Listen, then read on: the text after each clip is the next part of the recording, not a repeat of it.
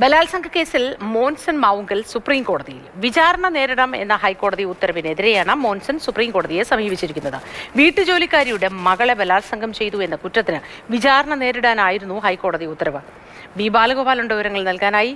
ബാലഗോപാൽ, എന്താണ് ഇതിന്റെ പ്രധാനപ്പെട്ട വിവരങ്ങൾ, വിശദമായ വിവരങ്ങൾ?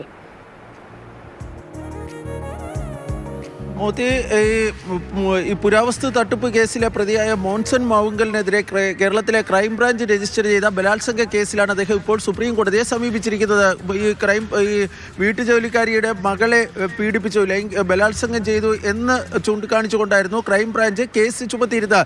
ഈ കേസിൽ നേരിടുവാൻ 2024 ഒക്ടോബറിൽ മോൻസൺ മാവുങ്കലിനോട് കേരള ഹൈക്കോടതി നിർദ്ദേശിച്ചിരുന്നു. പക്ഷേ ഇതേ അതിജീവിതയെ പ്രായപൂർത്തിയാകുന്ന മുമ്പ് മോൻസൺ മാവുങ്കൽ ബലാത്സംഗം ചെയ്തു എന്ന കേസിൽ അദ്ദേഹത്തിന് ജീവപര്യന്തം തടവ് ശിക്ഷ നേരത്തെ കോടതി വിധിച്ചിരുന്നു.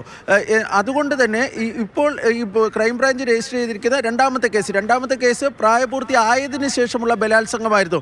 പ്രായപൂർത്തി ആകുന്നതിന് മുമ്പുള്ള കേസിൽ കോടതി ശിക്ഷ വിധിച്ചിരിക്കുന്ന സാഹചര്യത്തിൽ ഈ ഒരേ കുറ്റത്തിന് രണ്ട് വിചാരണ പാടില്ല എന്ന് ചൂണ്ടിക്കാണിച്ചുകൊണ്ടാണ് മോൻസൺ മാവുങ്കൽ ഇപ്പോൾ സുപ്രീം കോടതിയെ സമീപിച്ചിരിക്കുന്നത്. കേരള ഹൈക്കോടതിയുടെ ഉത്തരവ് അടിയന്തരമായി റദ്ദാക്കണമെന്നും മോൻസൺ മാവുങ്കൽ സുപ്രീം കോടതിയോട് ആവശ്യപ്പെടുകയും ചെയ്യുന്നുണ്ട്. മോദി, ശരി.